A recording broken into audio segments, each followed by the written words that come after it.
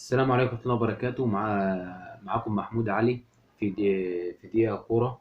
هنتكلم عن الماتش بتاع الأهلي والرجاء في نص نهائي ده، في نص نهائي البطولة الأفريقية. صراحة الأهلي عمل ماتش أكثر من رائع. هتكلم من أول مع المدرب الفني كولر، اللي هو يعني مدرب مبدع، أضاف للنادي الأهلي كتير جدا جدا. طبعا نظرة بادئ الماتش ب 4-3-3.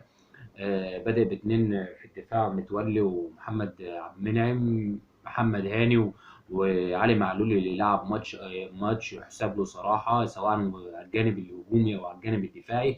الدروبات بس كانت موجودة محمود متولي مش فايق بقاله كذا ماتش يعني، بس محمد منعم يعني بيغطي وبيحاول يعمل كويس، بيغطي على التأثيرات اللي بيعملها محمود متولي، رغم ان محمود متولي خبرة. 3 نص ملعب سولية وديانج سولية وديانج ومروان عطية. الشحات على الشمال، تاو واليمين، وكهربا بيلعب راس حربة صريح، بس سايب له فرصة ومتحرر يمين وشمال والكلام من ده، وفي سويتشات بين اللعيبة. بس ما عجبنيش قوي بيرسي تاو لما كان في الشوط الثاني اتنقل من ناحية اليمين، فهي ناحية اليمين مش بتاعته. لأن كنت بتتكلم على حسين الشحات، لا، حسين الشحات لاعب جوكر صراحة، بيلعب في كل المراكز يعتبر، بيخش بيضم من الشمال وبيضم من اليمين، لاعب لمسته حلوه. انا صراحه عاجبني حسين الشحات قوي. استلام كوره، مراوغه، مهاري، سريع، لعيب صراحه. وانا المدرب ده يعني يعتبر من المدربين اللي هم عارفين قيمه حسين الشحات، بيشيلوا الماتشات الكبيره. عارف انه لعيب مؤثر، هيكسبك ماتش ببطوله ما بيلفوش في الدوري كتير، لانه عارف امكانيات حسين الشحات. من المدربين الكبير اللي هم كانوا، يعني المدربين القليلين اللي كانوا، هو طبعا موسيماني في نهايته، عارفين قيمه حسين الشحات. ديانج اتحسن شويه، البدني بتاعه كويس، انما ديانج ينقصه بعض الحاجات، لكن ديانج لعيب كويس جدا. التسديد، ديانج لو يسدد على المرمى في الفورمه بتاعته الكلام ده، ولحد يظبط معاه اللمسات، هو لعيب عالي قوي يعني. ده اللي بينقصه على التسديد على المرمى والكرات الاسيستات، لو عملها كويس. لو بس هو يعني في مركزه 6 كويس، ودلوقتي بيزيد وبيباصي كويس وبيحاول وبيستخلص الكرة كويس، لكن يعني عنده شوية تاتشات كده، هو لعيب جهد بدني كبير جدا جدا، يعتبر زي كانتي. فلو ظبط اللمسات، لو ظبط يعني، لو حد يشتغل معاه على التسديد كلام من ده، هيبقى حاجة كويسة. والعرضيات بحسه كده لعيب، مش اللي هو زي مثلا اللعيب اللي هو كان في بيراميدز، اللي كان مكان دونجا ده، اللي كان بيلعب في بوركينا فاسو. ده لعيب صراحة جوكر.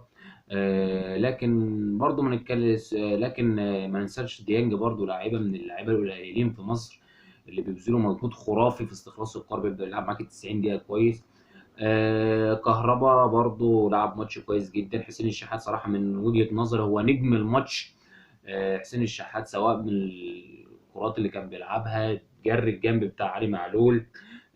ومحمد هاني لعب ماتش على مستوى الدفاع كويس جدا. لعيبه كتوتال كلعب النادي الاهلي صراحه عمل ماتش جامد. محمد عبد المنعم بيثبت ان هو لعيب بيلعب بدماغه كويس جدا.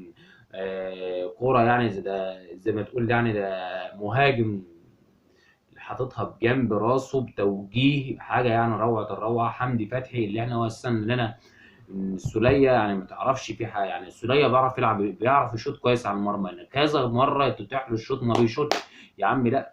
وفي انفراد قوي، ده انفراد ضيعه السوليه بمنتهى الغرابه، وما كانش تسلل الجون، كان حكم سايب لك انك تحت الفرصه، عشان لو كده السوليه ده برضو ضيعه. مش عارف، السوليه بيمر بمرحله هبوط مستوى يعني، رهيب، مش كويسه، لكن عشان رصيده مع الجمهور فيعني محدش بيزوم عليه او يتكلم عليه. لكن انا بتكلم ان مروان عطيه هيغطي على السوليه، وهو ده بديل للسوليه. لكن انا بالنسبه لي انك تبدا بحمدي فتحي وديانج ومروان عطيه، ده الخيار الانسب، واللي هيفيدك تكتيكيا وعلى المستوى البدني وعلى كل حاجه. مروان عطيه بيشوط كويس جدا على المرمى، فانت مش هتحتاج السوليه كانه بيمن عليك انه يشوط كوره. يا عم تشوط وما تقرفناش، ده ايه ده؟ وانت عشان بتعمل حاجه حلوه هتزيدنا بقوم عارفنا انك بتلعب الكره المتسقطه اللي انت بتتميز بيها. لكن يعني لو شوط يعني، اللاعب بيشوط كويس جدا يعني، لما بيشوط حتى لو تشاهد الماتش بتاع منتخب مصر والجزائر، شوف كان عامل ايه يعني، لعيب مش عارف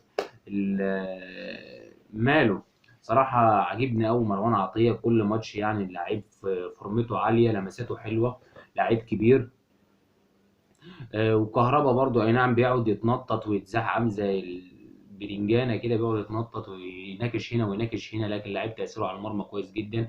انا استغربت انه ما بداش محمد شريف، لكن محمد شريف يعني بقاله 3 4 ماتشات هداف، كل ماتش بينزل يهدف وبيجيب اجوان. غريبه يعني انه ما بداش بيه. انا بالنسبه لي مع عدم البدايه بحمدي فتحي هي كارثه من الكوارث اللي بيعملها المدرب، لان حمدي فتحي على المستوى البدني، على مستوى استخلاص الكور، على مستوى كل حاجه هو احسن من السوليه نمره 8 او نمره 6.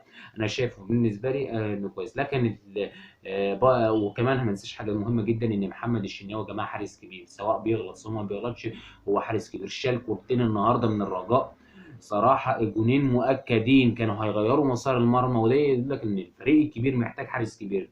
كمثال ريال مدريد، انت بتتكلم في كورتوا، وكورتوا يعتبر ربع الفريق، برضه ما ننساش اللعيبه التانيه، لكن لا، كورتوا شايل الفريق، هو الفريق البطل او النادي البطل لازم له حارس كبير. فمحمد الشناوي حارس كبير، قام بنفسه ابو جبل، بس ابو جبل المشاكل اللي عملها والحاجات اللي ضيع بها نفسه، الفلوس والكلام ده، فقد من نجوميته، يلعب دلوقتي في البنك الاهلي.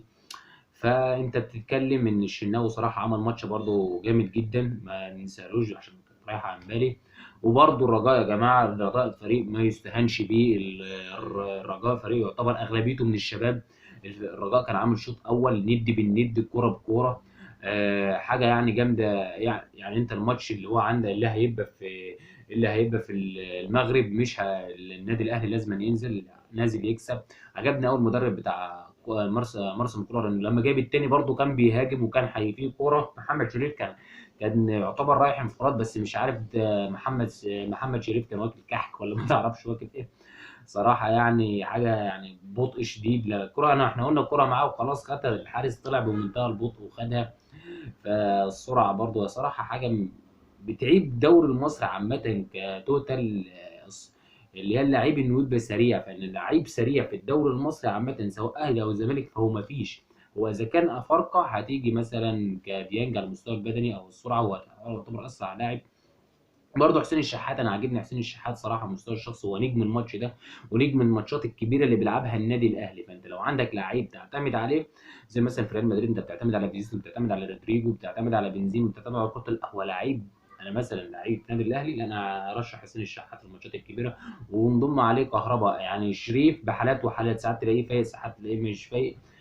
لكن انا عن نفسي صراحه بشكر في حسين الشحات، رقم واحد كان نجم الماتش حسين الشحات، تاني واحد محمد الشناوي. وصراحه يعني نهايه الموضوع، نادي الرجاء فريق كبير، فالماتش اللي هيبقى في العوده في الرجاء، طبعا النادي الاهلي طبعا هينزل. مش هنتكلم عن النادي الاهلي متعود على البطولات، هينزل كانه ماتش جديد، تفكير جديد، بحيث لان الاهلي لو استسلم او حس ان الرجاء، انت بتتكلم في نادي شعبيته جارفه، فهيبقى الماتش برضه للاهلي محتاج جون واحد في الرجاء، ويعتبر صعد نص نهائي البطوله. وده كان كل اللي معانا. كان ماتش صراحه، الماتش الجون بتاع عبد المنعم صراحه، يعني انت تشومه في المرمى على راي المعلق ده، المعلق اللي واخد راح بطيشه. والجون التاني برضه عجبني حمدي فتحي اللي بيشوط على المرمى دلوقتي، وشاطه برضه. آه، الجون بتاعه حلو قوي. ده كان كل اللي معانا في ماتش النادي الاهلي. هنتكلم على السيتي يا جماعه. السيتي يا جماعه، محرز بيعلن عن نفسه وبيذكر كورتوا ان انت كورتوا محدش عارف يجيب فيك جوان. لا انت لو تفتكرني في الماتش اللي هم طلعوا الماتش اللي فات، ان يعتبر من اللعيبه القليلين اللي دخلوا في كورتوا هو محرز. لعيب بيركب بكورته صعبه عامه لما بيسدد على المرمى. هاتريك النهارده في شيفيلد، جابوا محرز. فمحرز هيكون، انا متاكد انه هيعمل حاجه في ماتش ريال مدريد.